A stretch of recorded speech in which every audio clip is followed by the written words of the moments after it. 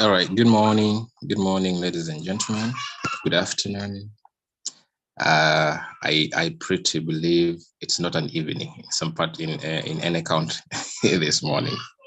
It's morning here in Uganda, the Pearl of Africa, and yeah, we are as usual. We normally have a session like this every Friday, the question and answer, and yeah, as always, we always have an action-packed week, very action-packed week, where we have amazing leaders taking us through the Royal Key opportunity. We begin right away from Monday, where we talk strictly about trading. And then we go through the networking building aspect on Tuesday. And then on Wednesday, we go through how to become a passive trader. Then on Thursday, we look at how to be a solo trader, the do's and the don'ts for effective and proper or improved quality of trading. For those who want to go into solo trading. So we actually tend to look at that in details by the leader responsible. And then on a Friday like this, we go through the question and answer. Like the question and answer basically entails all that we have learned through the course of the week from Monday to Thursday, and also those yet to be handled or talked about. You can as well bring it in this session, and then we see how to go through that pretty well. And yeah, let me welcome everyone on the call. Let me welcome the amazing leaders in the call. Our great leader, my grand upline, leader Julius Kabanda, a V5 rank.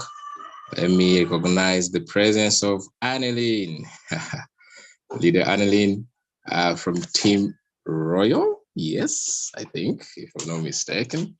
A great leader there. And let me take also the same opportunity to welcome leader OBM right away from Nigeria. Good to have you on board. And all the great leaders who happen to be part of this call this morning. Mostly the talking is done after a question is actually raised, but just a quick recap on what we went through in the course of the week. Just like I said from the start, that on Monday we always have trading. Yeah, we talk about trading, because when you take a chance to go into the Royal Q opportunity, or you want to automate your trading using the Royal Q bot, this is for the consumption of the new leaders, the newbies in the crypto space, and those who have just started trading using the robot. You have a choice to make.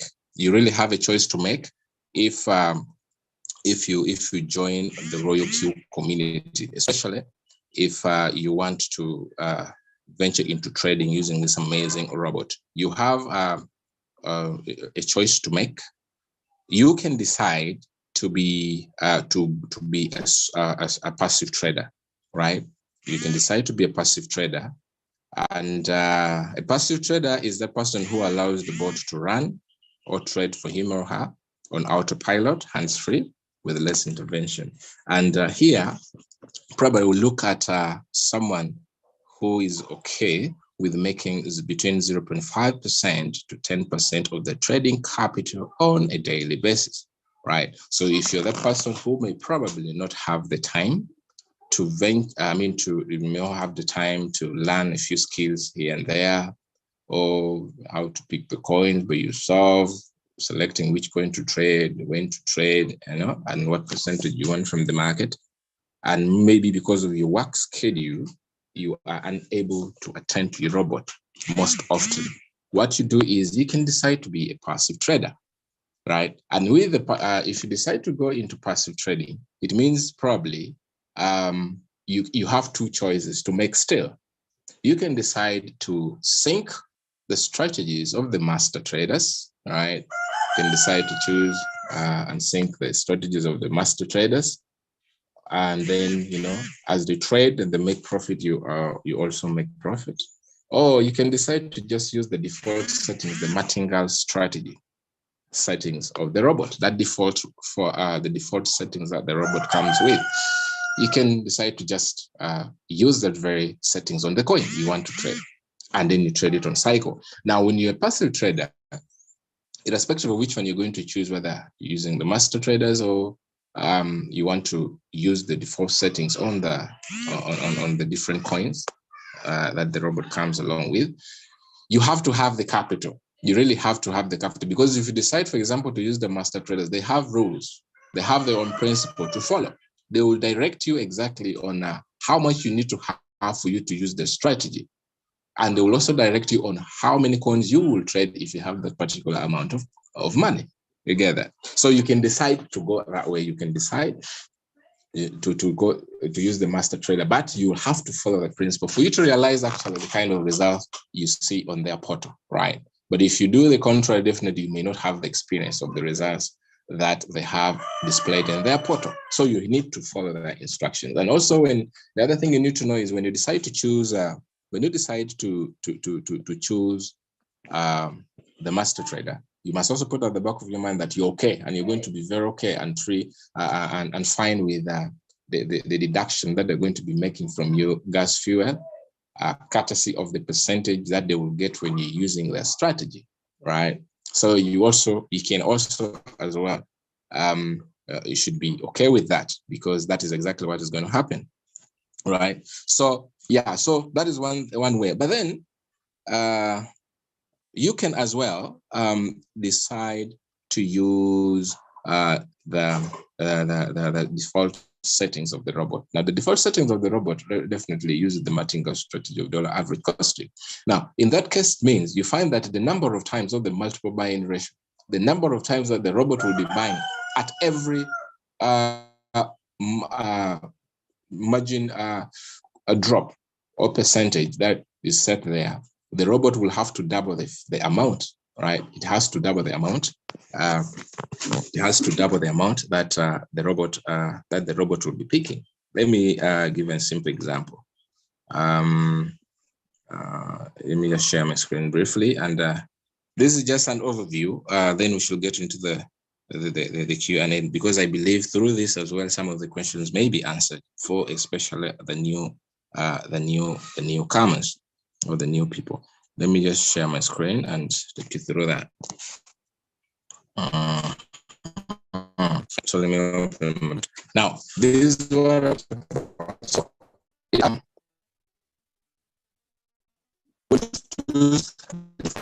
about. So, what happens is you're going to have to have enough dollars in the exchange to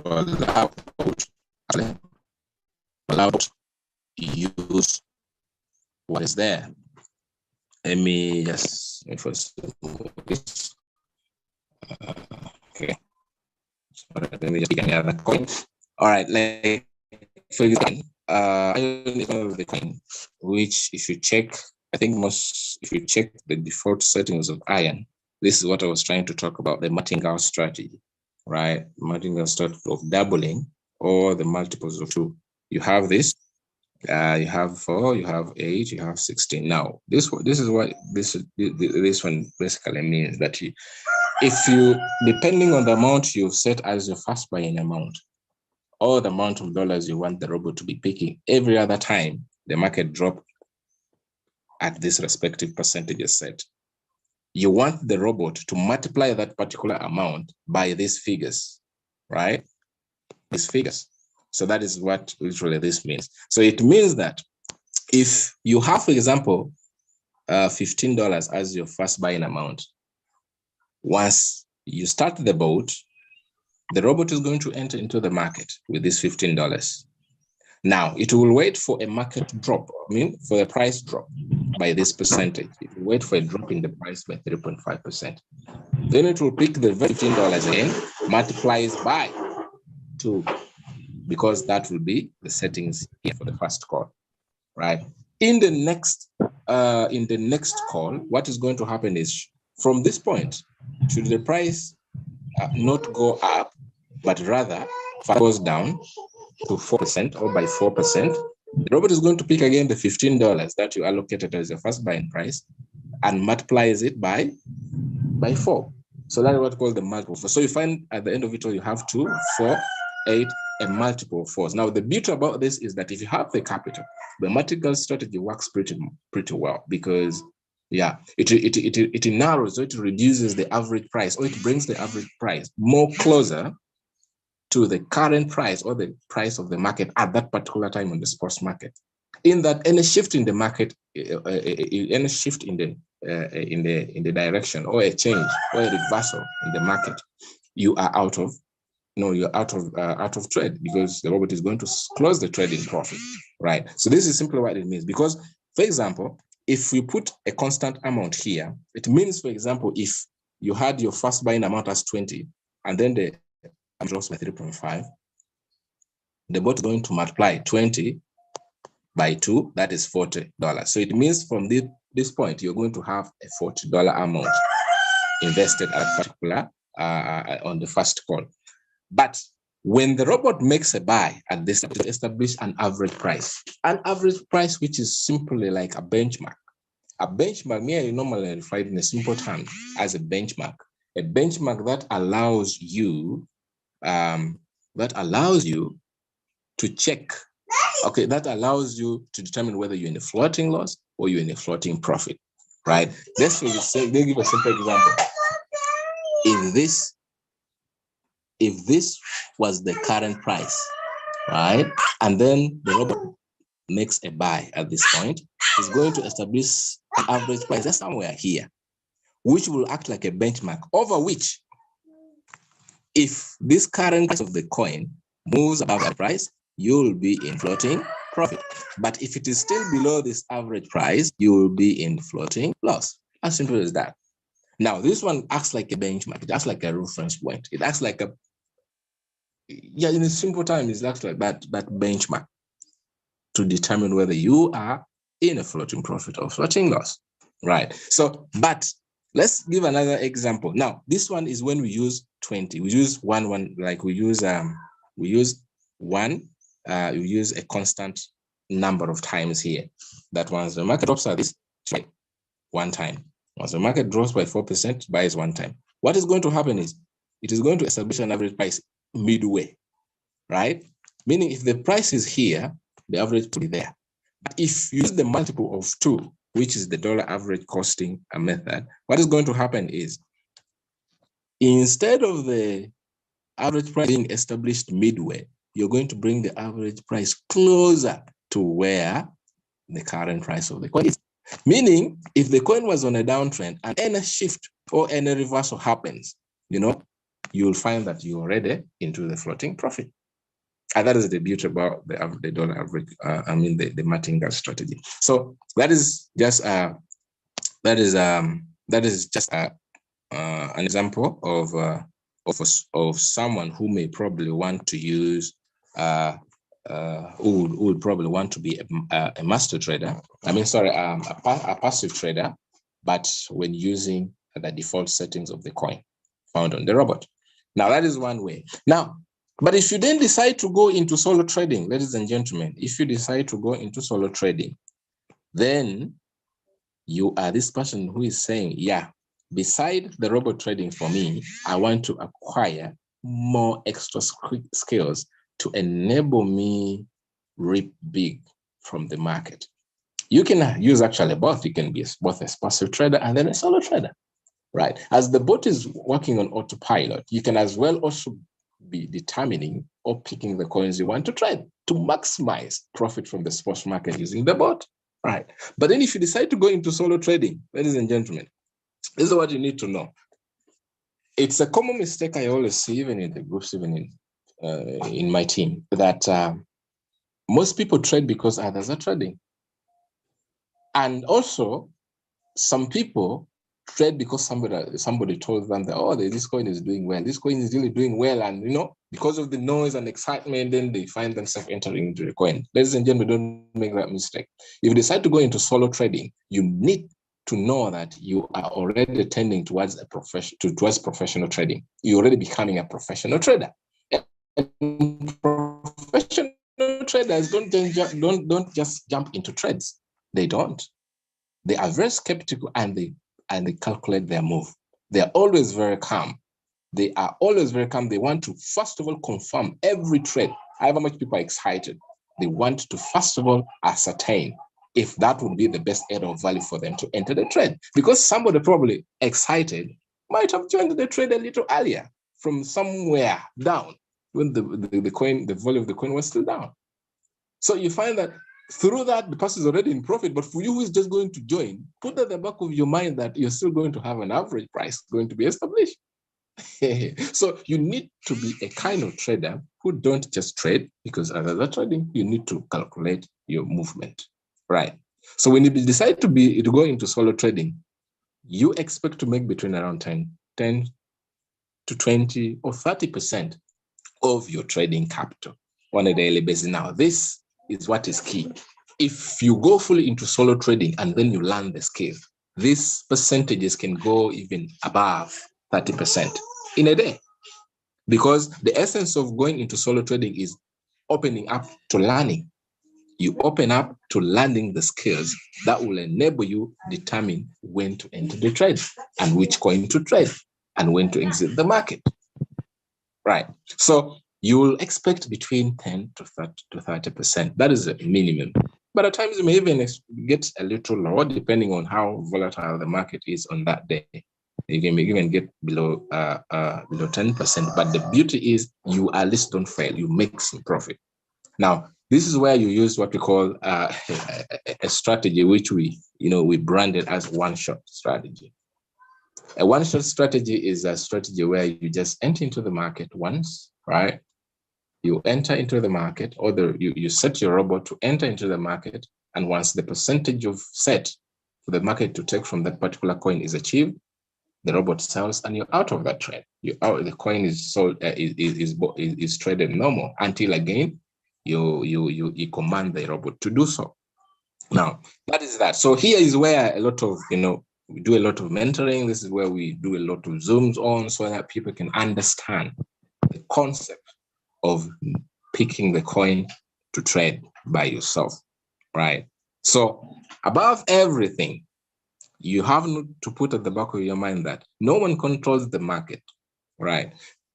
Whatever amount of profit you will make on a daily basis is not fixed. It is not fixed because this is not a return on investment where somebody is going to promise you a fixed daily return. No, in reality, we are into trading. We're trading in real time, where where each and everyone will probably be entering the market at different times, and then with different amount as well. And because of those varying variations, you find that not all of you are going to get a consistent, a constant amount or a fixed amount. But then you can also decide to get a consistent result. A consistent result, especially if you decide not to be greedy. If you decide not to be greedy, ladies and gentlemen, you can get a consistent result. You get that? You can get a consistent result. So, and the beauty about this is that I'm going to give you a simple scenario for someone who is a solo trader. You have somebody trading. You have about two traders, each of them trading with different amount. For example, somebody trading $100 capital, somebody trading $1,000 capital, and then all of them decide that they're going to be taking only 1% from the market. Now, ladies and gentlemen, 1% is easily achievable from the market. No matter, irrespective of the coin you're going to trade or the respective of the coin you're trading, it is easily achievable. Now, if you have that mindset that I want to take 1% from every trade I enter, you can decide to be consistent. Because, for example, with your $1,000 capital, you can decide that every single day, I want to trade only 4 times or 3 times. Let me give it a minimum amount. 3 times in the morning, during the day, and probably evening before I go to sleep. So you find that at the end of it all, if you're using $1,000 capital, that is $30 per day. That is consistency. You can decide to do that, and that happens, right? But then sometimes what kills us and makes us take long in the market is, comparing results, is wanting to get big from little, which in reality is not there. It is only this the ROS. The ROIs, which tends to excite people with such kind of returns, which is not true. Even if they claim they're doing trading, sometimes it's not realistic because not everyone who joins the ROI joins with a fixed amount. Some join with very small amounts. Some join with a lot of whatever. So if somebody brings fixed amount, then that is not realistic. So we are talking about something that is realistic because we are already into the trading. Previously, gone are the days where we were ignorant. People were ignorant of the reality of the market. Right. So if you decide to go to be the kind of person, then you can have a consistent result, honestly. Yeah. Yeah. Right. So that is just an insight. That is just an insight on what we do discuss throughout the course of the day, throughout the course of the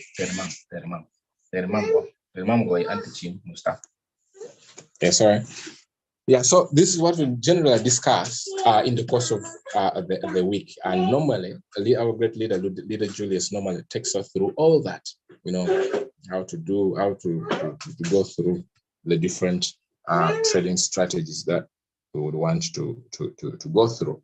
And then I will not talk about the marketing because that is not what I'm going to talk about today generally. So I'm going to open up, ladies and gentlemen, I'm going to open up the floor for questions. Now you can share, you can ask your questions from the chat, or you can as well raise your hand, and then you'll be given an opportunity to raise your question. So with that said, the floor is opened, ladies and gentlemen. We can ask the questions, and we see how we can get them answered. All right, let's start. And at the same time, we have some leaders on the call who probably may also be helping through the chat. Yeah, their questions they may be answering straight away from the chat. So you also need to be also very attentive, or you need to follow up the chats as well, the messages on the chat, because some of the answers will be given there, because we have leaders in the call who will also be handling some of those questions, like Leader Julius, the Annalyn, and the others who are on the call. So, yeah.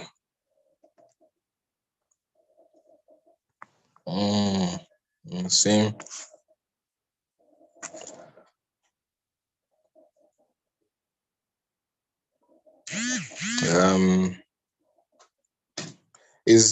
Please, is there any way I can get out of floating loss without adding funds? Yeah, now there's only one way.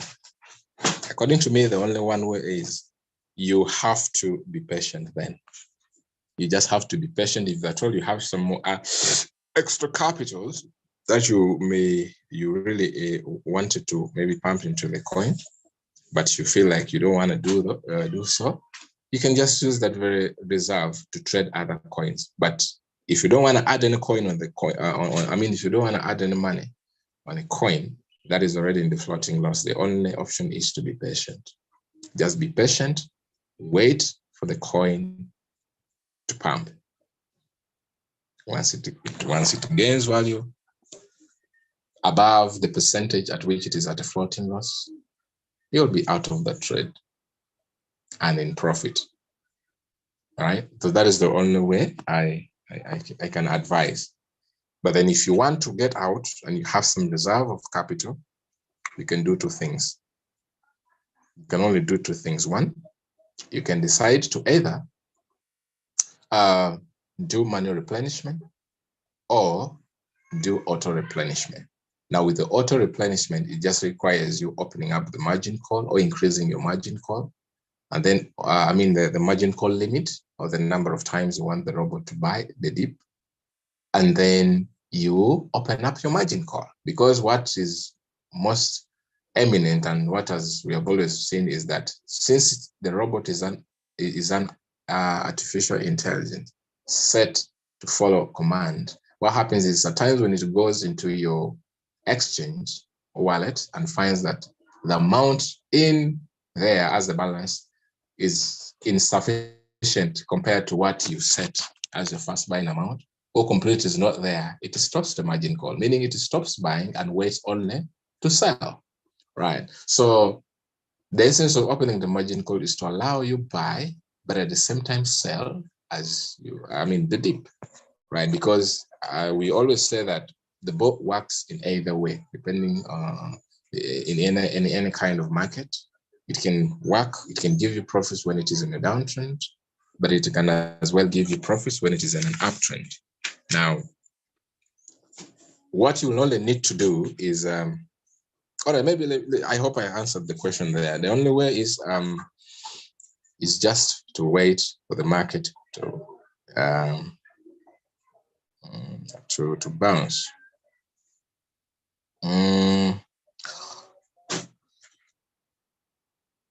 The strategy which uses the default setting seems to be expensive to use. How much capital should at least have in order to use it? Maurice, I think that's why I think if you followed my explanation from the start, that when you use the default settings, you need to have some level of capital, right? You need to have some capital. Like for example, let me just take you through. Let me share my screen and show you something from. I'm going to show you something from what I was trying to explain.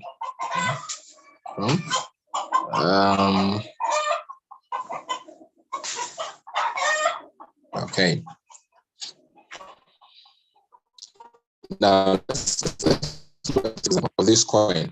Now, the beauty of the margin strategy is that it spreads the percentage dip, or it gives you a bigger area of view. Like it covers you up to the greatest percentage dip that a coin can never go.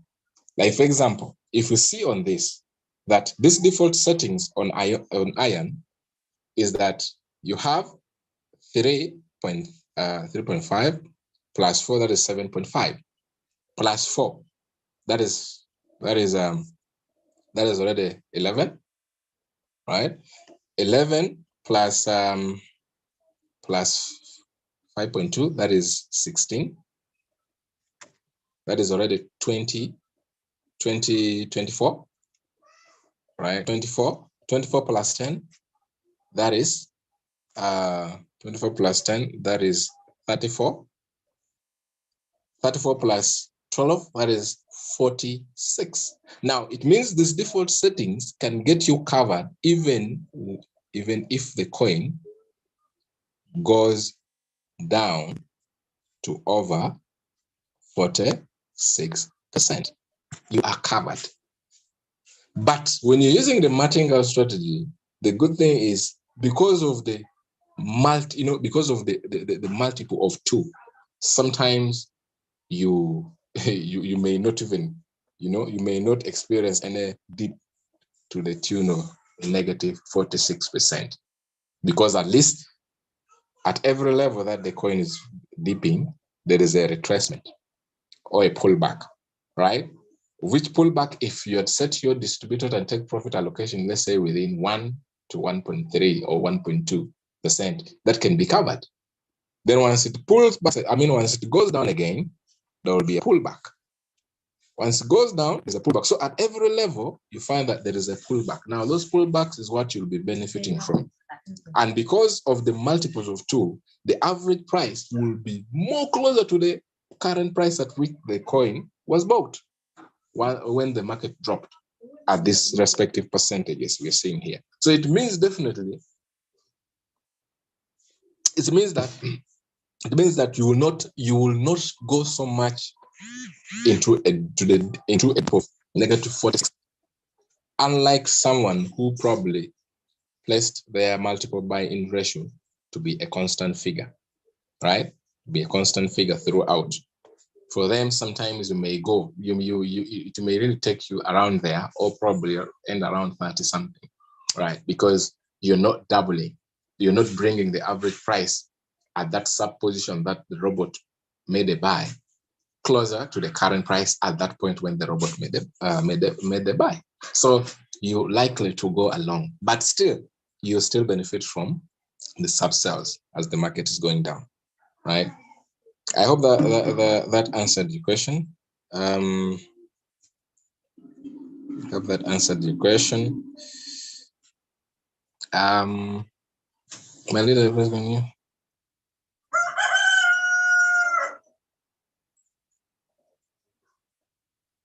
Margin call or manual call, which one is better? Yeah, manual call. Okay, margin call and manual call. I don't understand what it means, but let me try to answer. Now, ladies and gentlemen, one thing you have to know is this. You have to make a choice on the module in which you want the replenishment to be done. If you want to do manual replenishment, strictly concentrate on manual replenishment. If you want to do auto replenishment, strictly do that. Let me give you a simple scenario. If you combine, for example, you buy, let's say manually, because probably you think you want to put in some figure, a certain amount of USDT, because you want the market to reverse when you have not checked whether the areas of value where you are trying to pump the coin in is actually the best for a price reversal or a market reversal. What is going to happen is once you buy 4 times, trust me, even if you open your margin call and your intention is to allow for money replacement, it is not going to happen, right? You don't have to buy 4 times manual. Otherwise, you'll affect the auto operation of the robot, the auto replenishment. If you're going to go for auto replacement, just put your capital there, make your adjustments, and then open the margin call after increasing the margin call limit and allow the robot to buy. Let it take its own, let it do the work. Let it just do the work for you. Don't combine, buy manual, and then, because you're going to affect the operation of the robot. So choose which one you want to go for. However, sometimes if you're an analyst and you're actually, from your own analysis, let's say you are using the FIB retracement tool, and you realize that probably the areas of value are within the different percentages, whether 50, between 50 and 61, between or 61.5, because those are actually areas that tends to present very good and deep pullback, and therefore they are the good and the best entry areas, to trade at. So if you realize that, yeah, I think there's already a pullback. Let's say the market was in the market was in an uptrend, and then a pullback happens. Let's say the market reversed to about either the 50% fib level, or it pulled back to an area between the 50% and then 61.8%, or it even went to 61.8%. Now, the 61.8% actually is the best and presents the highest quality of fib level, because it represents a very, very, very, very deep pullback, and therefore it's the best point to actually, trade. But still, all the 3 are okay. Now, if you realize that a pullback has happened to that tune, you can pump in, yes, manually, because there will be an uptrend, there will be a continuation. Because the rule is, any market, once I believe Leader Julius told you this. Leader Julius might have told you this. Let me share my screen, and I try to just go through that briefly. Let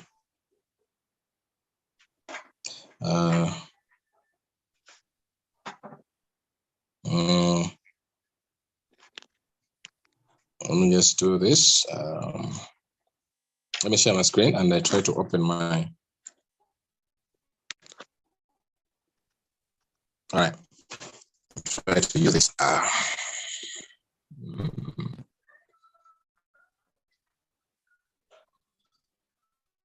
Yeah. So what you always need to know is, irrespective of the trend,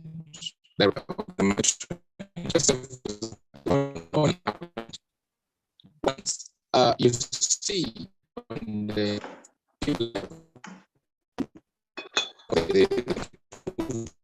this one to 0%.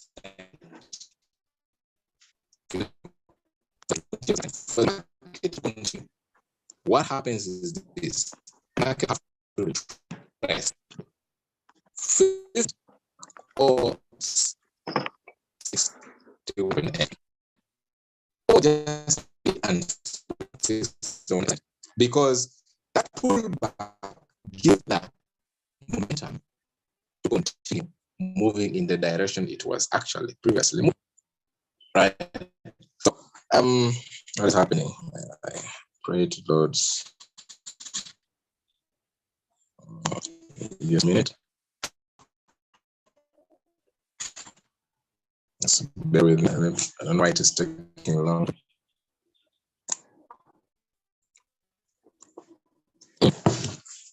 But it's still just in this.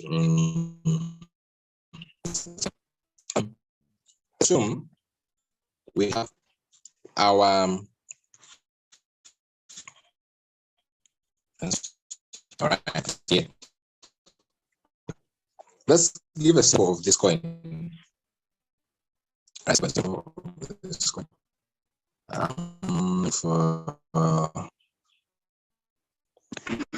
Let me. All right. So let's take for instance coin that has to be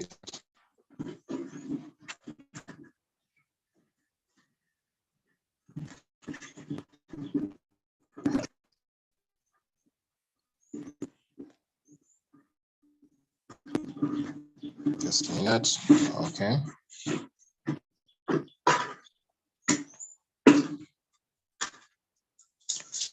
All right. Now,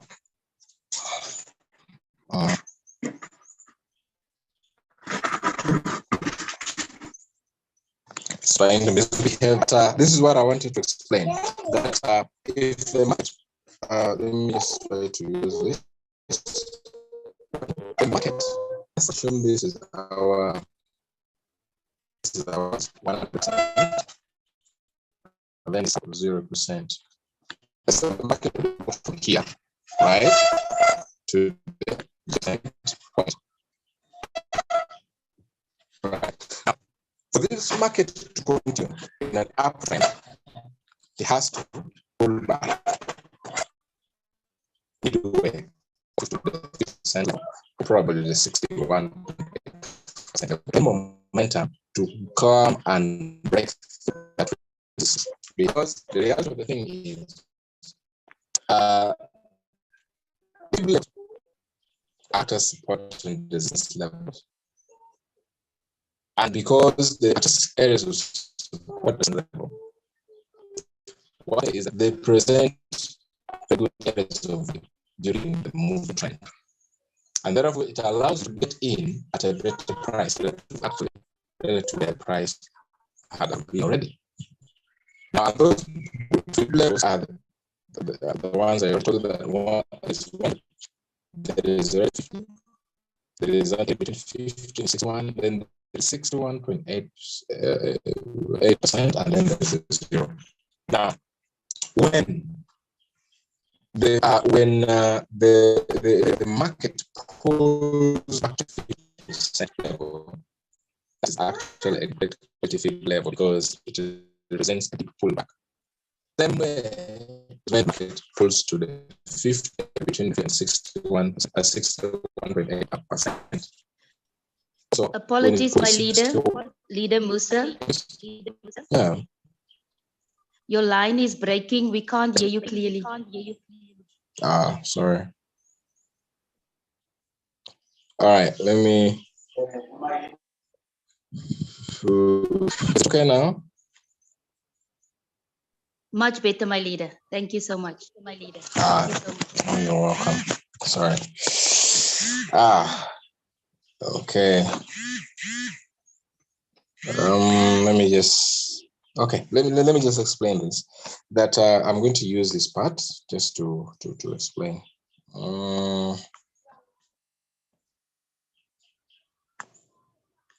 Let's do this.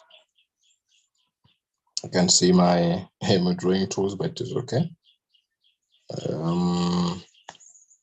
Let me just share my screen and try to.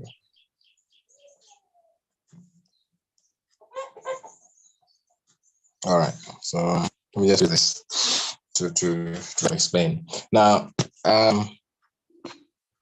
right, this is what I'm saying, that I'm just going to take an instance. Probably my trading view is affecting the network, but I'll try to explain just basing on this. Let's assume these are the fib levels I was talking about. They say the market is in an uptrend, right?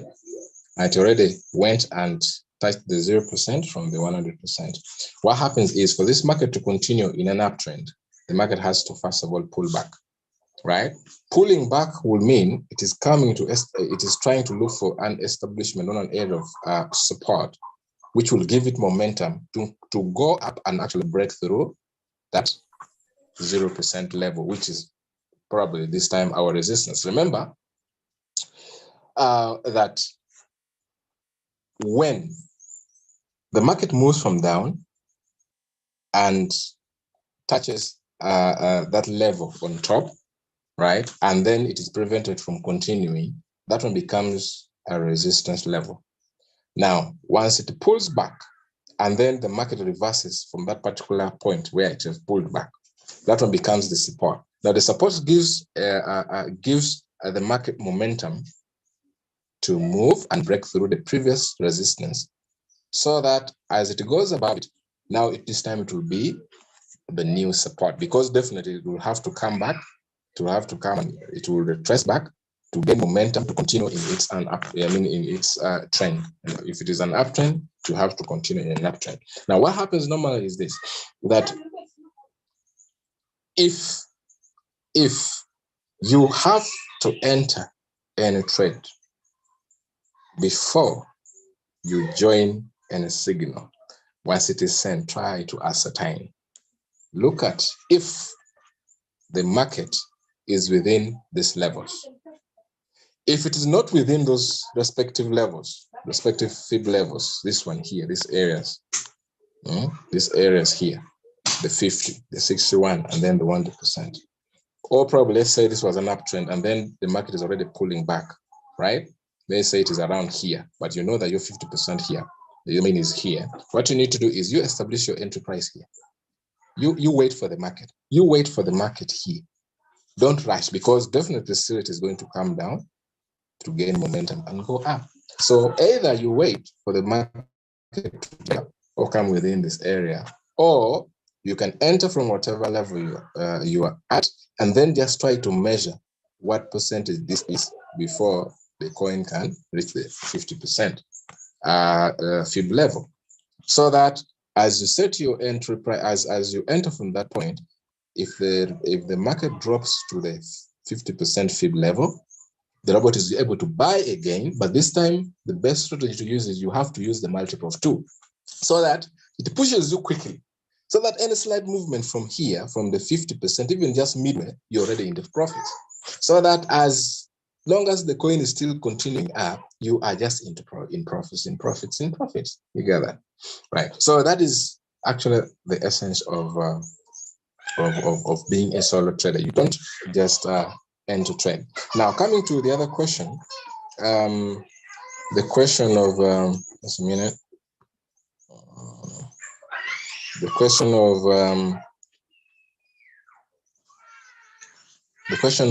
let me check again. That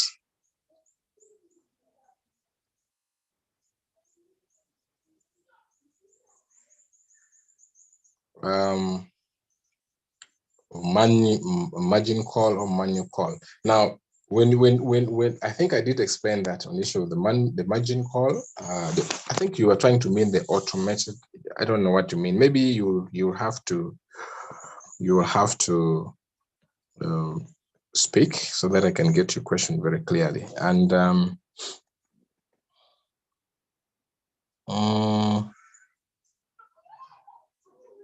my question is about Wednesday Zoom, where Leader Julia said that no matter what.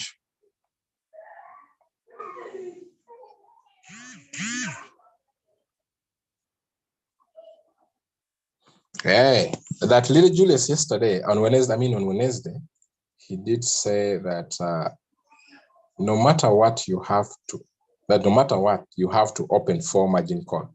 But again, yesterday he showed us that you can use 1 margin call. So can you clear it for me? All right. Yes, Mohammed, I can. Now, this is what we always recommend. You see, whenever we are having a training, there's certain things you need to capture very clearly. The things you need to capture very clearly, because, for example, I showed you an example of a trend. Let's say you are in an upward moving trend, but then the market still has to reverse. So at whatever level you enter the market, put into consideration that you don't expect just an uptrend immediately. Also put in the possibility of a pullback. Put in the possibility of the market, going against you, not fully, but slightly. Now, because your interest is you want to collect as much profit as possible from the market, And also, you want to, you don't want to be in the floating loss. Set margin calls that will allow the robot to continue buying so that you are not left in a floating loss, right? Because remember, every time the market is, is pulling, but let's say it is going down, the difference between the average price and where the current price of the market is at that point also increases. The gap widens up. So the essence of allowing the robot to buy is that you want to make sure that that average price is not that far. It's not so far, right? It's not so far. Let me just share my screen. It's not so far so that in case the market reverses, you're not in a float. Right. The essence of establishing this, the essence of allowing for the robot to buy continuously up to, let's say, the fourth call is, you want, for example, if you entered from somewhere there with the hope that the market will just go up, right? And you collect the percentage you set. Also put into the consideration that probably it may still pull back by some percentage. Now, you are putting at the back of your mind that once it pulls back to that percentage, remember, when it bought somewhere here, an average price was established around there. Now, just imagine from there all the way up here, what will be that difference? That will be a big percentage. But you don't want this gap to be, this gap here to be so big. You just want it to be as narrow as possible so that you're out of the market. Now, this is what happens then. If the market drops to this point, allow the robot to buy so that the average price established here this time now can be established around here, midway, where the robot bought the coin. So that in case the market reverses, you see, this is a shorter distance, this one here is a shorter distance compared to moving right from here up to where the previous average price is. So with this, you are able to be in floating profit right away from here, just midway. You're already, as the market is going up, you're already in profit. So by the time it is reaching the previous average price, you're in profit. You're not starting again from, you're not starting to realize the profit from that point. That is the essence of creating those deeper margin calls. However, when you can also decide to just pick a particular amount. Let's say you pick your $1. You don't want to. In the previous one, what I was trying to explain in the previous one is that if you're going to set multiple, more than one margin call, what you need to do then is you need to make sure that you put your first buying amount or your entry amount, a small figure. Let's say, for example, you want to use $100, right? What you need to do, and you want to open 4 margin calls. What you're going to do is, I'm just giving that as an example. Put your first buying amount to be 20. Once you put the first buying amount to be 20, you have a balance of 80, right? Now, when the market drops, right? When the market drops, now sometimes it depends on how you're going to set it. If for me, I would use this. I would use this strategy. Let me give an example. When I want to allow the robot to buy more than one time, as I take care of any fluctuation in the market or a dip, what I do is I put my first buying amount to be 15, right? When I put it to be 15, then the first call, I'll keep it at this. Second call, I'll keep it at this. Now imagine I have 15 already that the robot has entered with in the market. Now 15 times this is already 30. Then 15 times this is already 60. 60 plus 30, that is already 90, right? Plus 15, the first entry amount, that is already 105. Now 105 is what I would allocate for this, while using the multiple of 2. Now this is it. If I suspect that the coin may go so deep, I can decide to set this call at 25%. That in case the market goes down by 25%, please, you buy 2 times. In case it goes with another, it goes to another 25%, please, you buy 4 times. What am I trying to eye at? I'm trying to look at getting out of the market when the market dips 50% together. It's just, with this robot, you can just, you can just play around with the, you just play around with those adjustments, because what you need to know is put into consideration pullbacks. Sometime, if the coin is in an uptrend, the best you can do is, if you want to use $100 and maybe you want to set it, you want to use one margin call, what you need to do, enter with $50.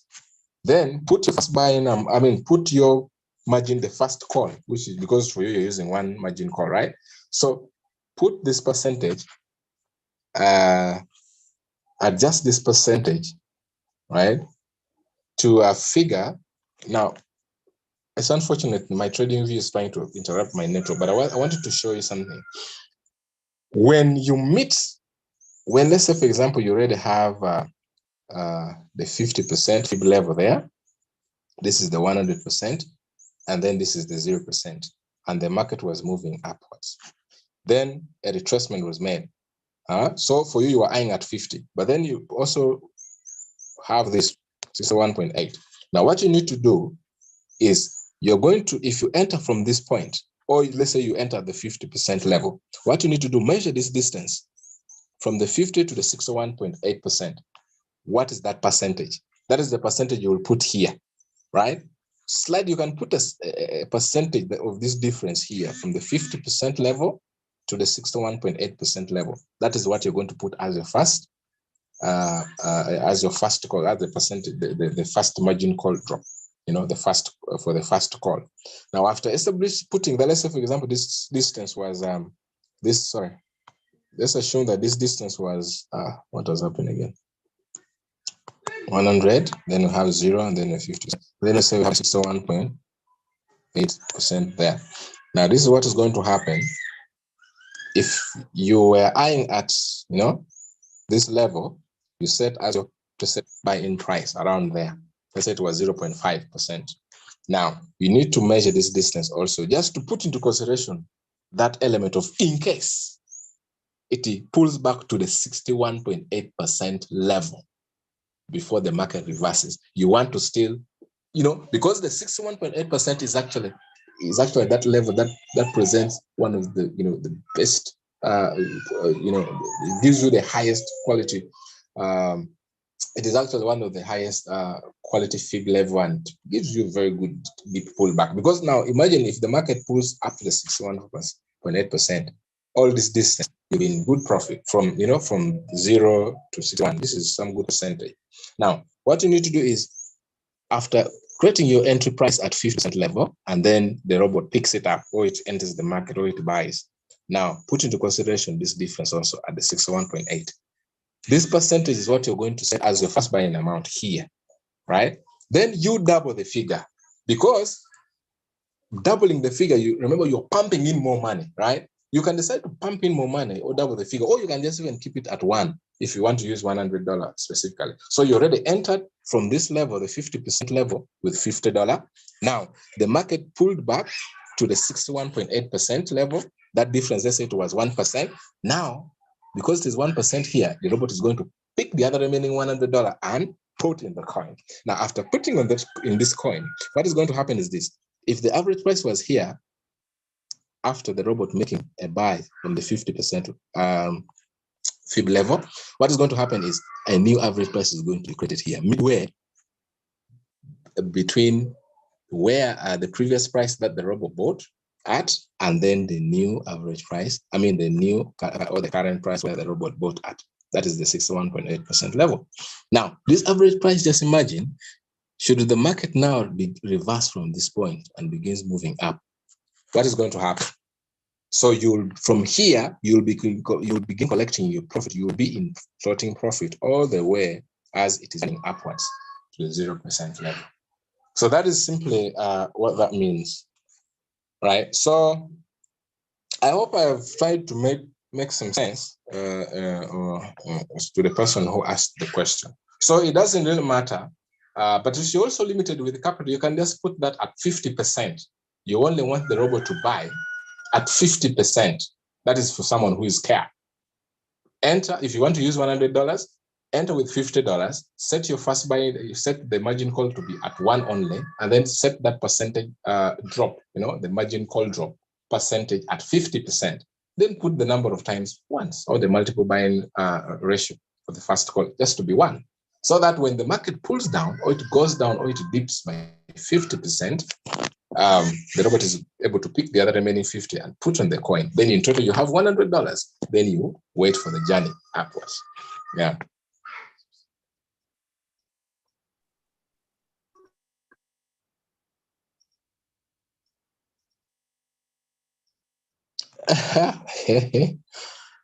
Yeah, and I don't know how I can do this. I'm speaking with the bedroom. I don't know. What is the difference?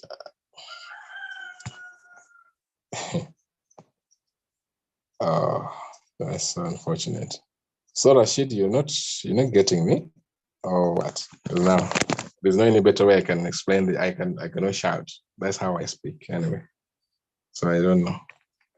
Maybe little Julius. You can, yeah. So you can, yeah, you could throw in more light, please, in any area that may require the how is it called, the living room voice. Oh, okay. All right. So yes, T. Davidson, please. You can unmute yourself and then you ask your question. Good morning, sir. Good morning to everyone. Yes, I was the one that asked that question. Maybe, for example, your trading is going down and you want to go out of loss, okay? So I said, is it auto replenishment or manual replenishment? Which one is the best to get out of the trading loss? Okay, when you enter a trade and then it begins to dip. Yes. Which one would be better? Yes. I think I did explain that. Okay. Now you see, there's nothing like which one is better or which one is no good, because what I know is, just like I did say from the start, that when you're going to go into solo trading, you need to calculate your movement prior to even entering the trade, right? First of all, you need to confirm, look at how the market is faring, right? Have that insight of the market first before you join, right? So that in the process of you joining, you will have all that already figured out in the back of your mind, right? You know that, okay, this is the point at which the price is currently. Now, maybe what is going to happen, this is, maybe it will pull back by this percentage. You make those measurements. When you're using those trading indicators, it helps you, it gives you the bigger picture, right? It gives you the bigger picture. Just like, for example, if you're using, let's say if you're using for instance, you're using the Heikin-Ashi, or you're using the chart having the Heikin-Ashi candles. Now, if you observe critically that for the Heikin-Ashi candle, we are going to take an example of an uptrend, right? Let me just try to share my screen and explain. You realize that for a chart Heikin-Ashi candles, in an uptrend, you of course see the green candles, right? With flat bottoms and then with wicks on top. Let's say we have this. It's going to have this, right? With a wick. Then we have another here with a wick. Another here with a wick. Now, this is what I want to give you. This is a secret of which I may want to give you. If you check on this on the traditional candle, it may not appear like this. But if you see it on the Heikin-Ashi candle, you realize that one candle, or the opening of one candle is normally halfway the body of the previous candle, right? The opening of the next candle is normally halfway the body of the previous candle. Like we can see here. If we had another, probably will open around there, right? It is also almost halfway. Now, if you're this person who wants to use a chart having the Heikin-Ashi candle, let's say you already did your analysis, right? You use the vertical lines, let's say it was in a downtrend, right? Let me just give a simple example. This was a downtrend with that. Then finally, you see a small, let's say you have that, and then you now have a small green candle here. I mean, a small doji-like candle with now wicks on either side. After, drawing your vertical line here, waiting for an entry point, right? And then draw that horizontal line there, and already setting your entry price to be around there, right? Where the horizontal line touches the price level. What is going to happen is you can, if you find that this candle was already underway, it was already being formed, right? What you need to do, just estimate three quarter of the body of that candle already building, right? Just try to measure, then you enter probably around there. Why? Because normally when the Fibonacci candle is beginning to build, you see it begins from up. But in the course of the day, or in the course of its building, you find that it is even what? It is still comes back to halfway the body of the previous candle. So what does it mean? If it starts building from here, don't get worried, because because of the price fluctuations in the market of that coin, the price fluctuation will bring it to where you are waiting for it, and it will pick you up there and move with you upwards. You get that? So these are things you can only know, you can only do if you know what to do. You don't just enter trades blindly. So that's why they emphasize that, you're turning these trainings so that you have, that figured out. So that when the signal is sent, the people we can trust, like, okay, the signal is okay. That signal is actually when it gives you 100%. But also take time to also know how that comes about, right? Take time and know how that comes about, because that is the best thing together. So for any movement upward, if you want to enter a trade in an uptrend using a chart having the Fibonacci candle, figure out half the body of the previous candle if there's a green candle. That is if you didn't join from here, right? But you're now planning to join in the midway the next candle. I mean, when the next candle has already been formed. This has already been formed, now the second candle being formed. Just measure around midway. Because even if it starts from somewhere there, it is still the price fluctuation is going to bring it down to where you set as your entry price. And it will still take you up with it along as it is moving upwards together. So about which one is better, I did say that sometimes if you realize, let's say for example, you realize that the coin is already ready to journey upwards, you can do manual replenishment to get you out. But if you're not very certain that the coin is already is going to have a reversal, the market is going to have a reversal towards an uptrend, then let you do the auto replenishment, right? Just do it. Just adjust the margin call drop percentages. Can I share my screen so that we can use one as an example, please? Okay. I think. Thank you.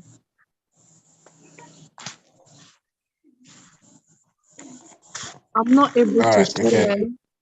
It's to say that only the host can share. Let me just wait. Davidson, is it? Yes. Okay. You can share. No, I can't share. Okay, now. Okay, sure.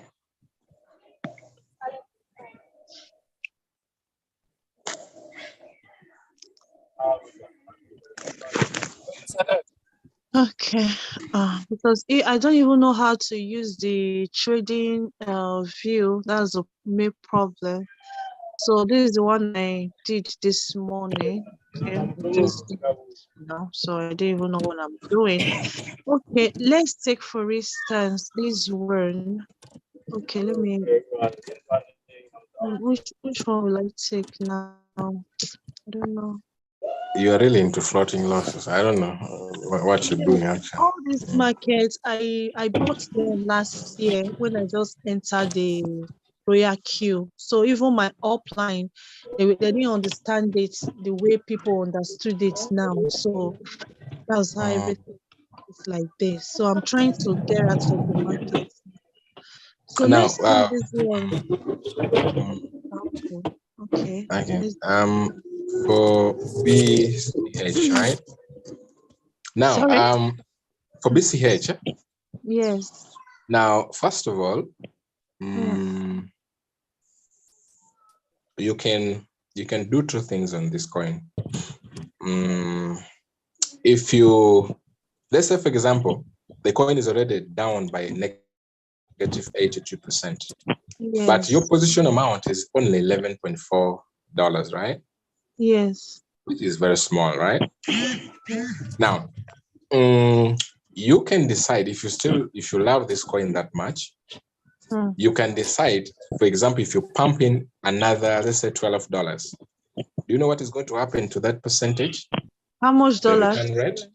Let's say $12, right? 12. If you buy manually, yes. For example, if you buy manually, no, don't buy first. I'm just trying to explain to you, please. If you buy manually, what is going to happen is this. The percentage, the negative 82 is going to come down to about negative 40 something, to about negative 40, let's say 41%.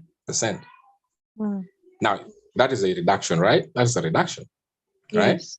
It has moved you down up to around 42. Now you will have a total of position amount. You will have a position amount total of around 23, right? On the coin. Now, remember, by adding the $12, it has moved you from negative 82 to negative 41. Now, because you have $20 already as your position amount, for you to half that percentage again, right? Let's say from 42 to say about 20%, you again have to feed in an amount equivalent to what is there as the position amount, which is 20. You will probably put in around $22. Now, the $22, in addition to the $22 already there, is going to half the percentage from negative 42 to about negative 20, negative 20, 21 or 20, around there. Now you have in total a position amount of now 40 something dollars on that coin, right? Which has helped you reduce the percentage. Now the next thing you want to do is, if it is at negative 20, it is at negative 20, say 20, and you want to half that, you want to bring it down to say negative 10. What happens? You might have, for example, roughly 40, 45, let's say, for example, already as position amount. You need to again to feed in $45 so that you have in total $90 to bring the percentage from 20 negative to negative 10. I don't know whether you're seeing the picture of what happens when you do manual replenishment. Yeah, so you're trying to make sure that you reduce the percentage. Now, what happens is this. If you already have 90 on that coin, the percentage is already at negative 10. You have to feed in another $90 to have a total of 180. That percentage will move from 10 to negative 5. Now, to reduce it to negative, to half the negative 5% to say to negative 2.5%, you have to feed in another 180. So in total, you will have on that coin $360. The percentage will be at 2.5. Now, the beauty about this is if you had done the analysis and then you were monitoring the movement of that coin, right, downwards, and then you realize it has exhausted, the selling pressure has been exhausted, and it is time for the market to reverse now. That is when you do the replenishment. Pumping, like if you pump in 360 with that calculation you made, if you pump in around $360 on this coin, you're going to see the percentage is going to move right away from negative 8 to about negative 2.2%. Now, it is good for you because if you realize the coin has exhausted its downward movement, right? The selling pressure has reduced now, and you notice, a bullish momentum, either depending on the candles form, from your own analysis. You can pump in the negative 2.5% can easily be moved. If the coin moves up by 5, let's say by 5%, do you know that you're already out of that floating loss? You're already in profit just by that. I don't know whether you get you understand what I mean. Yes. Yes. Yeah. So that is what you need to put in the back of your mind when you're doing manual replenishment. First, follow up the coin. See how the coin has been. Look at the movement of the coin. if you realize that through your monitoring, the coin, the selling pressure is already being exhausted, and that can be shown when you're using, say, the stochastic relative strength index, because it shows you the oversold region and the overbought region. Now, the oversold region, if you realize the coin is already within the oversold region, hey, it is time for the market to retrace. It is time for the market to begin going up, because when the coin is exhaustively sold, it is an entry opportunity for most school of traders. It is the best, because from that point, very many traders want to buy when the price is low. So that in the process of buying, when it is low, they're actually trying to push in pressure for the value to go up or the price to move up. And it will be to your advantage that it will be moving along with your interest, right? So that is actually what happened. Like, for example, if you can check for that coin. First check for that coin. BCH.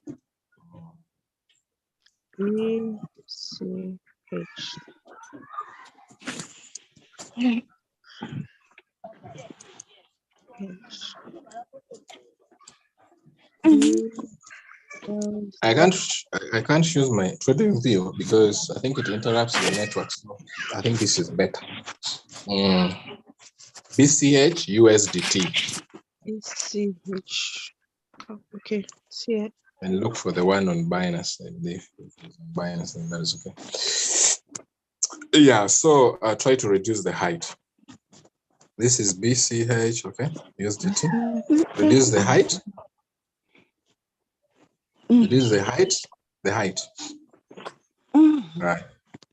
Then try to bring it at the center. I want to see the fib indicator.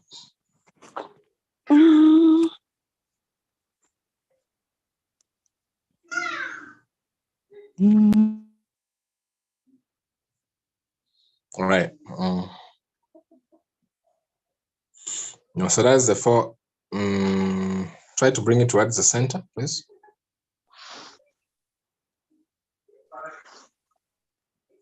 Yes, just try to. I want to see the fib. They let the fib be okay.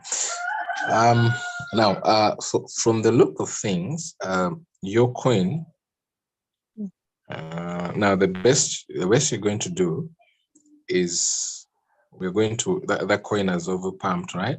When you check on that long wick of the green candle, it means it really went so high. And so what we would probably do is I think what you can do, I will have to help you out. We can keep we can monitor this coin, and then we do the necessary. Yeah, you can link up maybe later and go into a one-on-one Zoom and try to help you out on that. Because at the moment we cannot, because of, you see, when the wick of the green candle is that long, it means yes, the price went so high, but then there was also a lot of sell. People sold a lot, because if you check, let's check on the smaller time frame, and you see what I'm talking about. That drop from from 161.8%. The coin went up to 161.8% fib level, but then it came down and closed midway 127 and 78%. So it means which is still no good. Let's check on the smaller time frame. Let's check on the 1 hour and we see what happened. What is happening there? Just check on the 1 hour time frame. No, 1 hour time frame. Yeah, tap on the time frame. Check on the 1 hour time frame.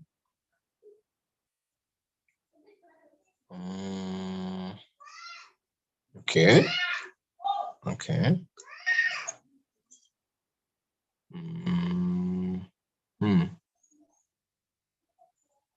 Yeah, it's let's check 30 minutes. Let's first check on 30 minutes.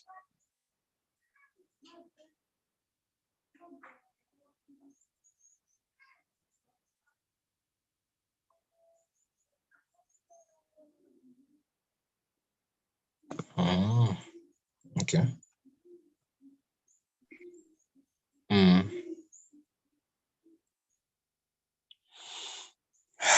Even the fib is not set. Your auto Fibonacci is not set, right? Okay. That is okay. You bring for me. You first change for me the chart to the chart with the Heikin-Ashi candle, and then you look. You go to the 1 hour time frame. First check on the you tap on the three dots. No, the 3 dots at the bottom right, and then tap on chart type. Then tap on the Heikin-Ashi, the downer one. Heikin-Ashi candles, that chart with her. Good. You change it you change it to the 1 hour time frame. Let's check.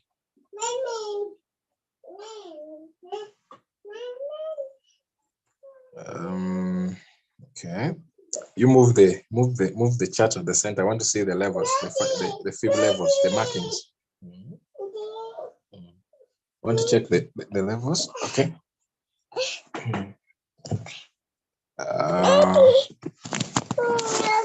No, I want to see the levels. Just drag it towards the left.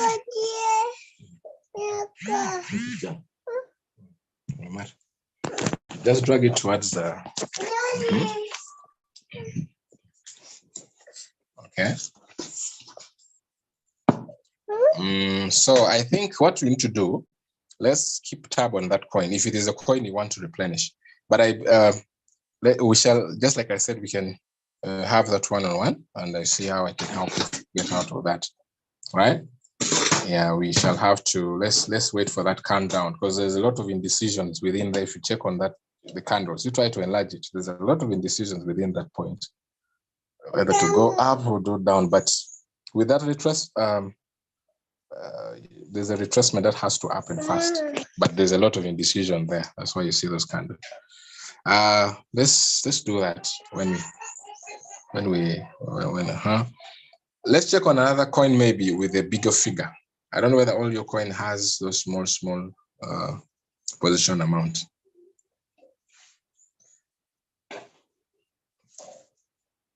Yeah, that one there. Now, you tap on the.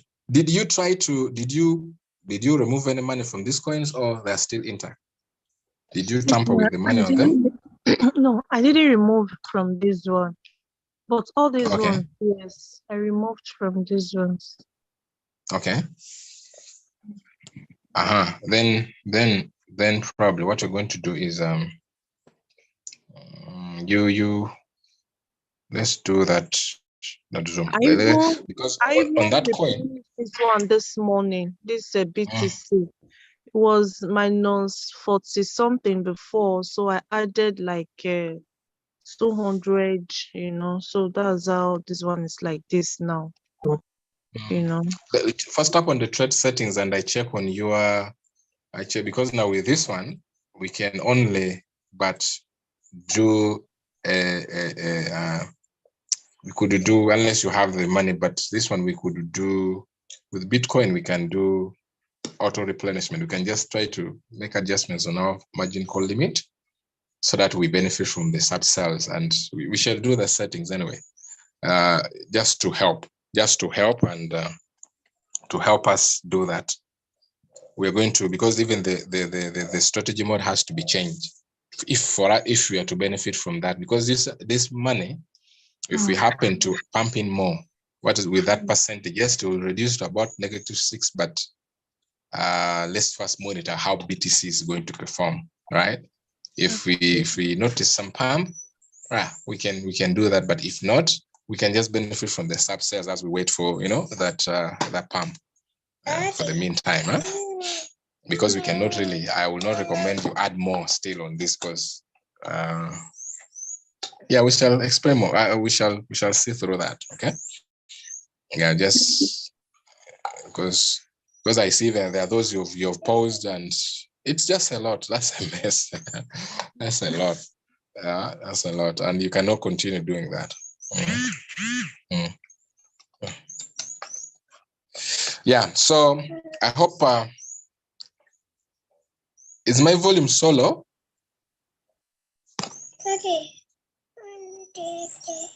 Oh, sorry. Yeah. So Dave, is it Davidson? Yes. Yes, Davidson. Let's do that.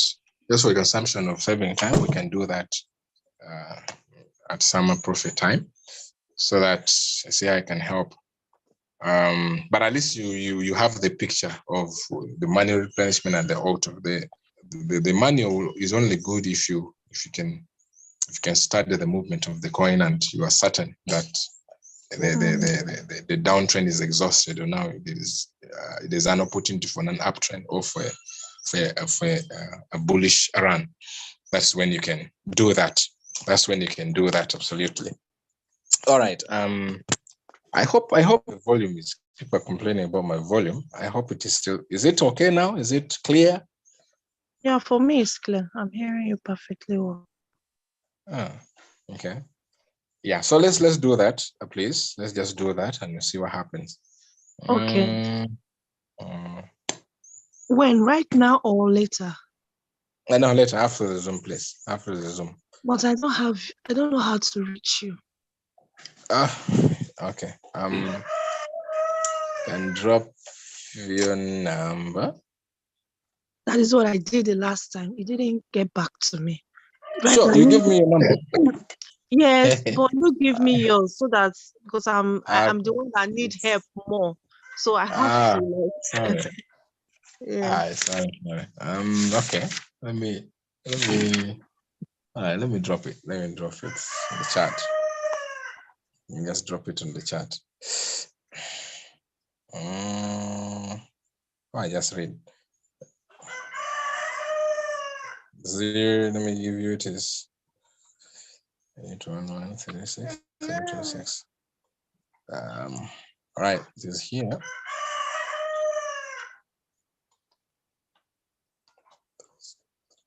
All right, it is there. Okay. Yeah, so yeah, whoever has similar challenge, maybe I prefer we can do the one-on-one thing, so that I would have explained this using my trading view, but I think I always have problem sharing that. So I'm seeing Wealthy Queen. Your hand is up, please. My friend, could you share with us your question, please? Good morning, my leader. Good morning. Okay, thank you very much for all your explanations. I have a couple of questions. One on cycle trade and the other one has to do with indicators. Now, for the one with the cycle trade, apparently before now, I just got to realize I was always asking a question that how come when the bot was buying trades, even when the margin call was going higher. But I later found out that apparently it had exhausted the first to 18 call and went back again and started again. That was why I ended up in floating loss. Now, there are a couple of things I observed on the trade, that's why I want to ask these questions I'm asking now. I know we've always been saying that the bot will, the first to margin call drop 1 to 4 is sold at once. But I have seen, while going through my transaction record, because I was trying to find out what actually happened, because if I bought my first buy of BTC ST was at 19 point something, but at the end it ended at about 25. That was where I got stuck. And so that got me thinking about why was it buying when it was up? But apparently it had bought up to a lower place and then went back and bought at a higher place. So now I started seeing number of margin calls 0. On the cells, the sub cells, I see number of margin calls 0. I see number of margin calls 1 and 4. And I was wondering, because I thought the bot will lump up margin call drop 1 to 4 and sell at once. So one of the questions is, which is the margin call drop 0 of the sub cell and then 4? Then one other question for the cycle trade is, now I have exhausted my 18 margin calls. The last buy there was about 25 USDT. And now the coin is about maybe 11 USDT. If I want to buy at that 11 now, I have exhausted my 18 and I want to buy at 11. If I open an additional margin call, say maybe one margin call number 19, it should be able to pick the trade, I assume. But what will be the margin call drop, considering that there's a wide gap? That's the question I have on cycle. Maybe when we are done on that, I can ask the ones for the indicator. Now, if I got you right, you said that when the boat exhausts your margin call limit. 18 margin call drop, yes. 18 margin call, okay, yeah. 18, the number of margin calls you said, right? Yes. And it exhausted it. Right? Yes. Say, for example, you had set 18 margin calls, right? Yes. And the boat exhausted all the 18. Yes. Then what happened then? Okay, now the trade is stuck. It's stuck. Okay, and now the market has gone very low, and one wants to buy at this lowest price, say 11 now. The last buy was at 25. One wants to buy at the current price 11 now. If I increase the margin call to 19, will it be able to pick a trade that is 11? And if it's going to be able to pick, what call drop would that be? Or there will be no need for, or can it pick on any margin call drop? All right. Now, this is what happens. If you had set your boat at 18 margin call, and then all the margin call drops are exhausted, okay? Yes. What happens is because you had commanded it to buy up to the 18th call, when the market continues dropping, because you had not instructed it to make any other buy beside the percentage drop you had set, literally nothing is going to happen, right? But what is going to happen is if you're going to wait, it is going to, because every other time, let me you share your screen. I want to show you something. Just share your screen. Share your screen. Let me make you you're Wealthy Queen, right? Yes, please. Yes, you can share your screen.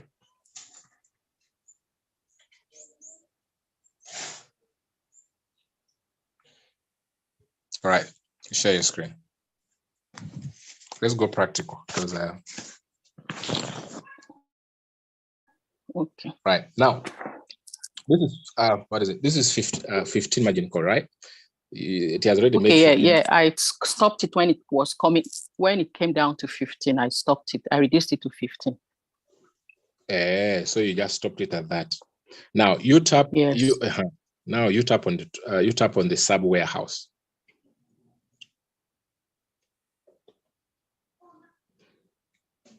Now, what is the current price of the coin at the moment? 11.91. Good. Now you go to your 15th call. 15th. Scroll down. Yes. Yes. Now that is now the position the average price established at that point at the 15th call was 15.25, right? Now that 25.25 is way above the 11 point. That was the price, isn't it? It is way far from the 11, the current price. Now, I wanted you to experiment something. I wanted you to just experiment something. If you were to increase the margin call limit to 16, right? Then we go and make adjustment on the margin call drop of the 16th call. And then probably the number of times or the multiple buying ratio at the 16th call. And allow the bot to buy. What is going to happen is you're going to see an average price that is going to be established on the 16th call is going to be closer to the 11.91, which is the current price of the coin. Now, what is going to happen is at that sub position, there is a distributed and take profit percentage for the 16th call. Now, if the market reverses, the market moves after the robot buying on the 16th call, and then making the 16th call, and then the market begins to move up and it moves up by the percentage you set in your distributed and sub position take profit area, what is going to happen? It is going to close that trade in profit of that percentage for the position position amount that is used at that point. Now you will have to wait longer for the price to come up to the 25.25. Yes. Right? Before the 15th call can be closed in profit. Yes.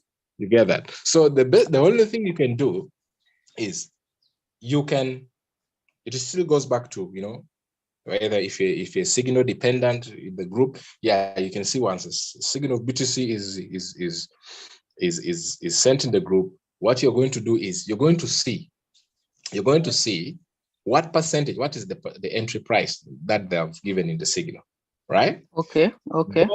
Then you go back on you go to your, all right, you go to, I don't know whether you're a mathematician, but you would do this. You would either go to your trading view, right?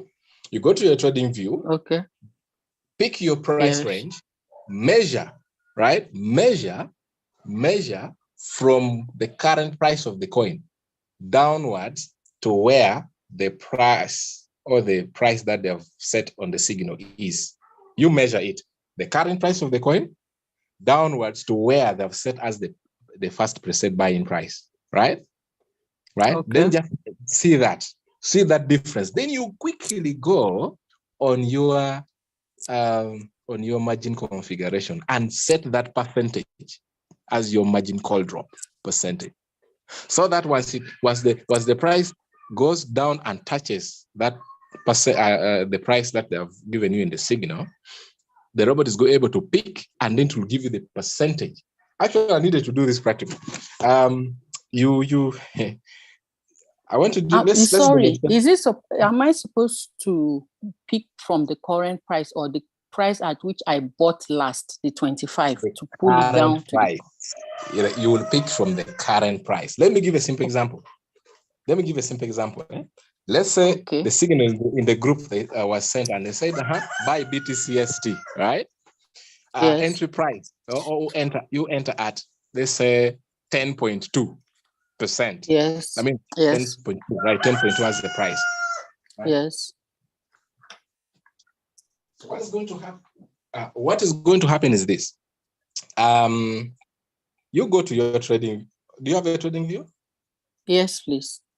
I needed to do this practical. You go to your trading view. Okay.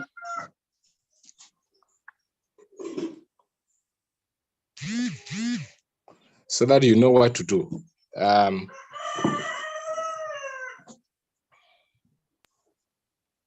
Okay. So when you load the BTST.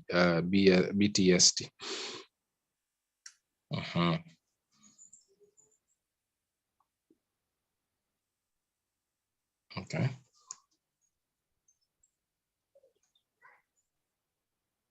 All right. Okay. You pick your price range.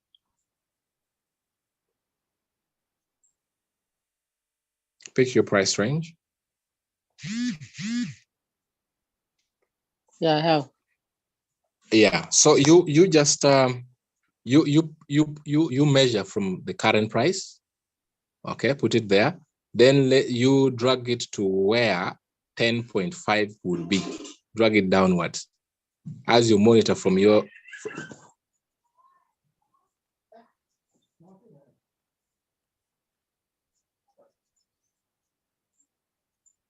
Okay.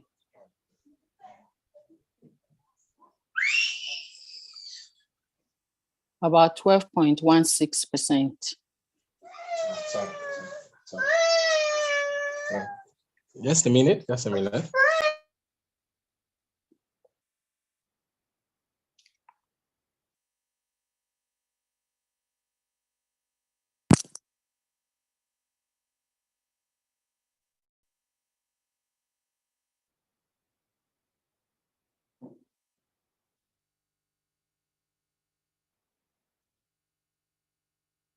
Yeah.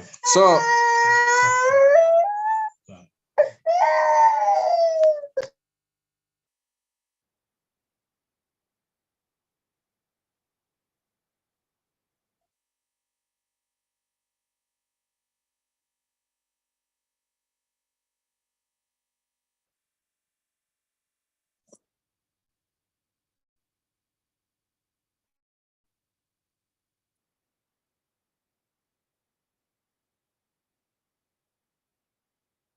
Just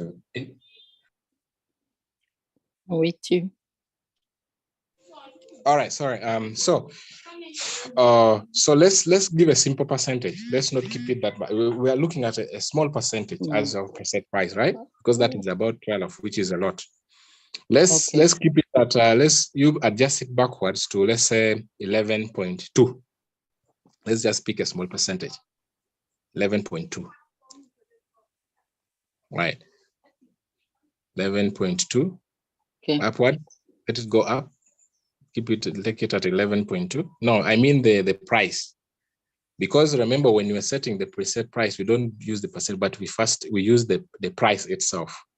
So we already have a current price of the coin at 11.78, but now they're telling us to enter to trade BTC, but our entry price, let's say, was 11.2. So you just measure from the current price downwards to 11.2 as the price.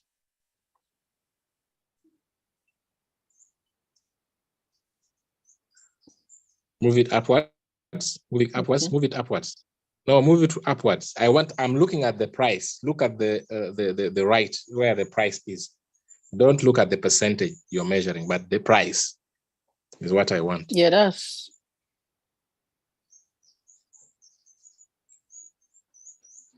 Because we already have our current price of the coin at 11.8, right?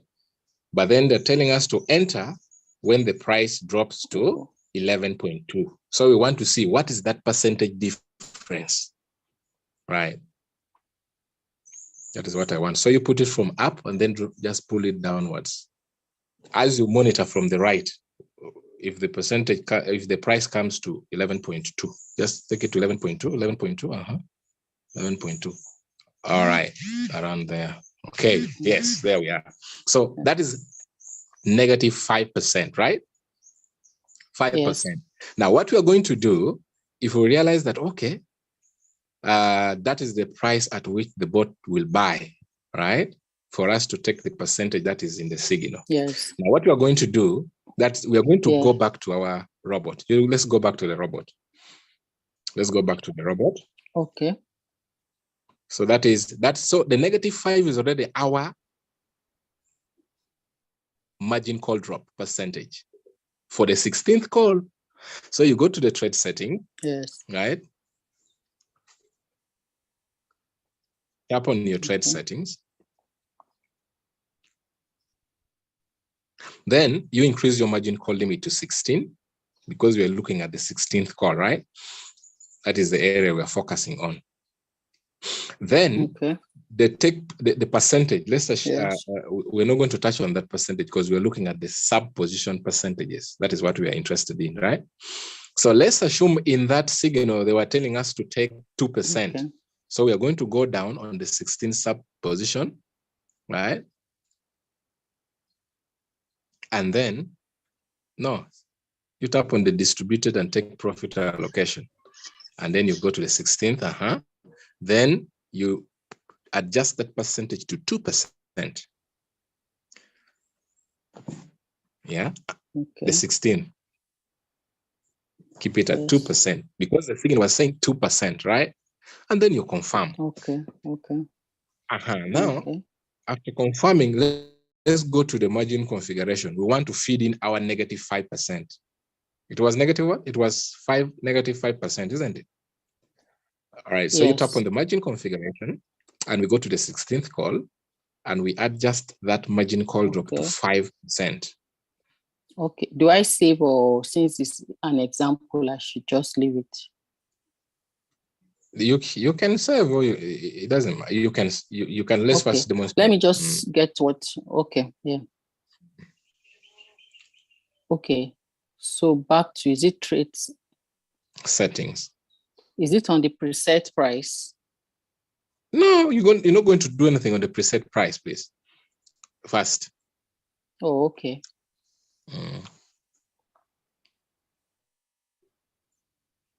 We can do both. We can use the preset price. We put that preset price there, or we can just measure that percentage downwards and see by what percentage. Okay, I get it. That price.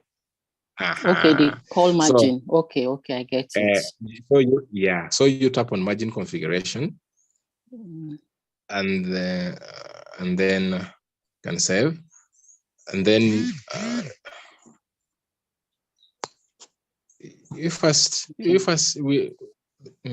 then you go to the 16th call and put that 16th call.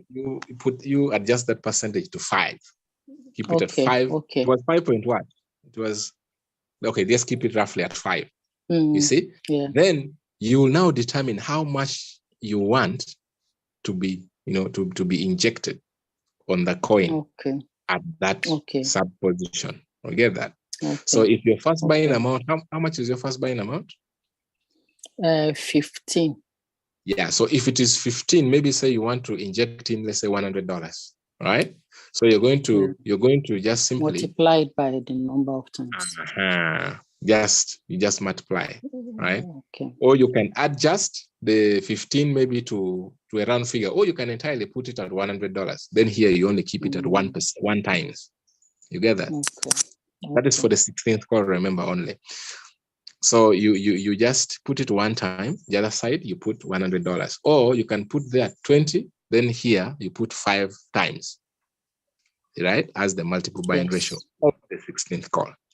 Now, once you do that, when the percentage drops by 5%, which we are assuming, not even assuming, which in our measurement on the trading view, that price which was indicated in the signal, which is 11.2, was from the current price, was that for the robot to buy at that current price of 11.2, the market has to drop from 11.8, where the price was, down by 5%. So that is what we have set here, isn't it? So it means that it's okay. So we shall use this. Alternatively, you can set this way. Alternatively, you can go the other side and just put the preset price. You come and make these adjustments the way it is, right? Yes. Okay. Just make these adjustments, and then you go and put that figure on the preset price. But the best way is this, using the percentage, the margin call drop. Just measure the percentage, come and enter it here, because that is when you want the robot to buy, and how many times you want it to buy at that sub position. And then the percentage you adjust on the distributed and take profit area for the 16 sub position. And then you'll be good to go. I assure you, once it makes that buy and it sells at 2%, you are out. You'll get that percent. And the beauty is, even as it is buying, it is going to reduce that average price, by the way. You'll see that average price reducing as well. That bigger the average price established when you first enter the Yes, okay. Yeah. Okay, that's good, because very clear. I was thinking I will have to measure from the last time I bought, which was 25. No. Knowing that it's from the current price, that's fair enough. Yeah.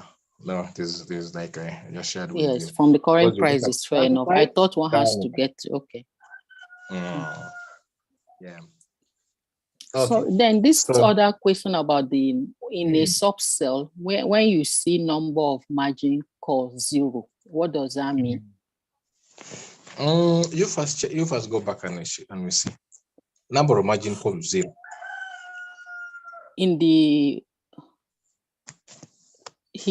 It may take me a long time to scroll to where I saw it. On a subcell, like maybe number of call margin, it will be 0 here. Instead of like this one that is 15, is 0. Number of, let me see. Whenever there is a subcell, it's a whole lot to scroll to. See, maybe let me clarify something. You were talking about the wall. The wall that the robot taking up from the fourth call to the third, to the second, to the first, and the first entry. As selling them together. That is true. Yes, that is true. That is very, very, very true, because and also, of course, it depends on the strategy you're using. Now, what you need to know is that for the wall, when your strategy mode is on the wall warehouse, right? What happens is this: even if the robot buys only once or only makes one call. Once the market moves, to the percentage you set, it sells. It sells off. It doesn't work like the sub position mode and then the sub position. The sub-bin mode. And mine is on sub-bin mode resettlement. Yes. So yeah. So that only happens if it is on cycle, right? Now, okay. For example, if it is on cycle, what is going to happen once the market moves? Until it results into closing every selling out every stock you had for that coin. Once it sells everything, it is going to rebuy again because it is on cycle. But if you change it on one shot, once it sells, it is going to stop there. So it will still use the very same principle of combining the first 4 calls as a single unit and sell them together. All right.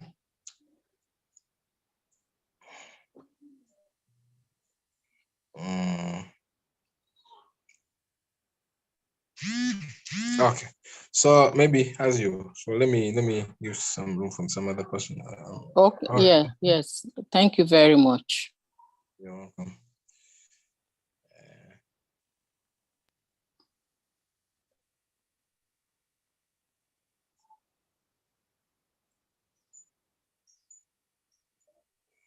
All right. Any other question? Is there any other question? Please, if it is not there, we could end the meeting for today here, unless otherwise.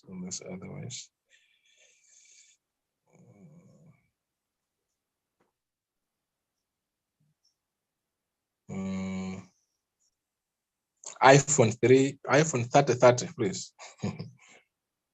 You would probably be the last person. Yeah, my leader, good morning, sir. Good morning.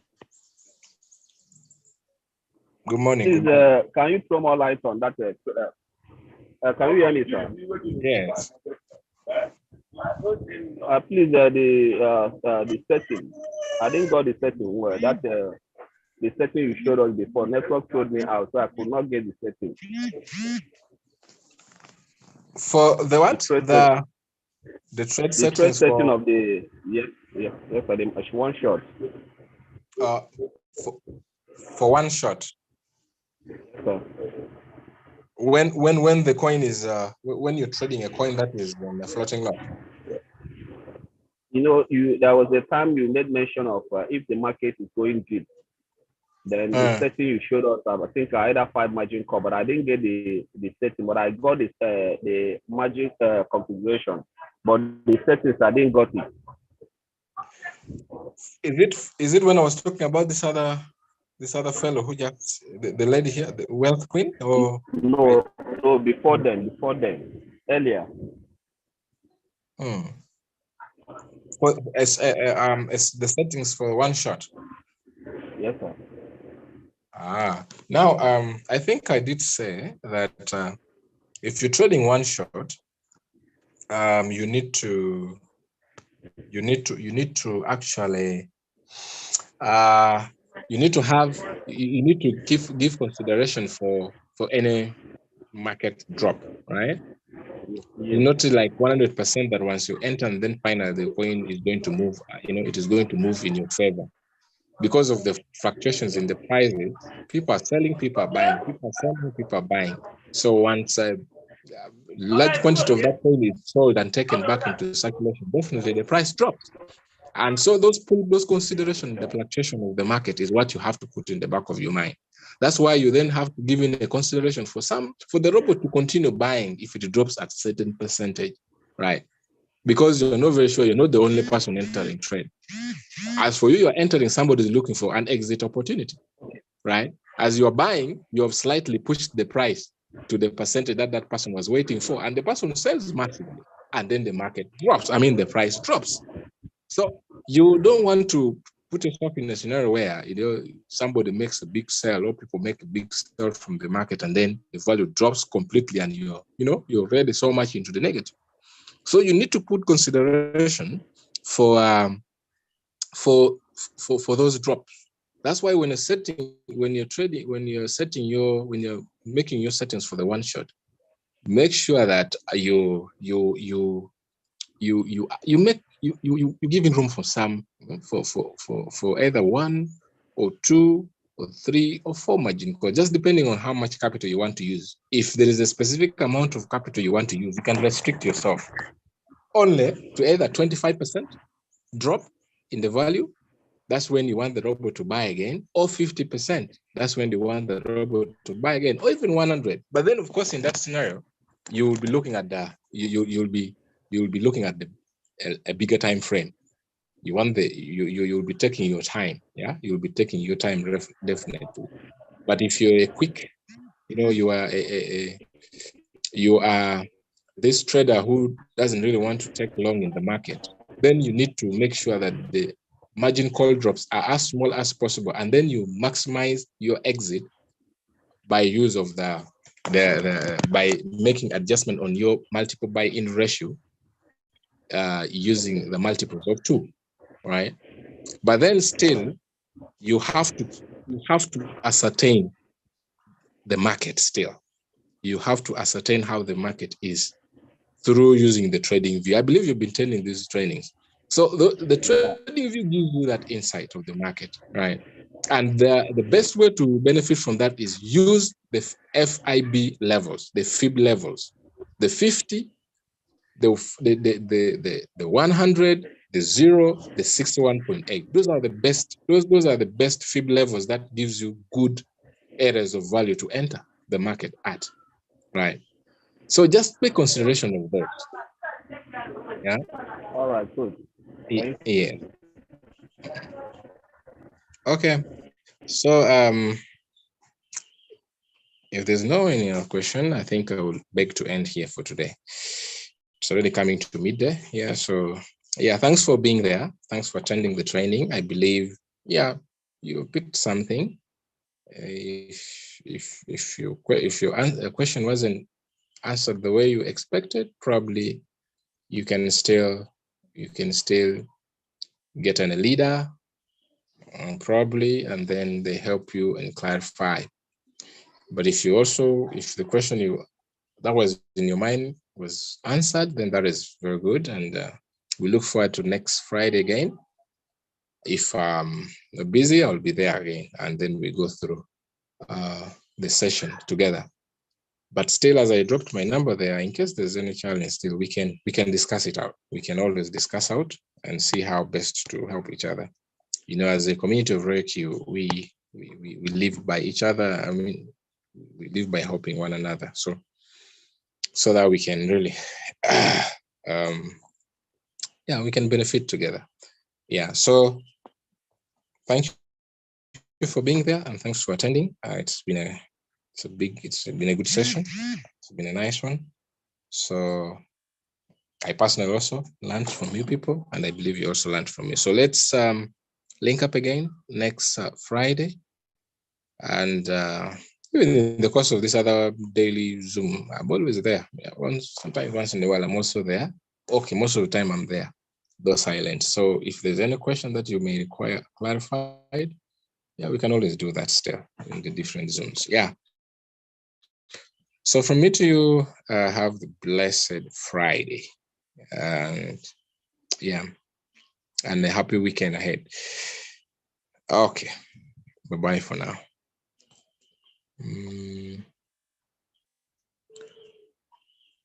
Okay, let me just do this.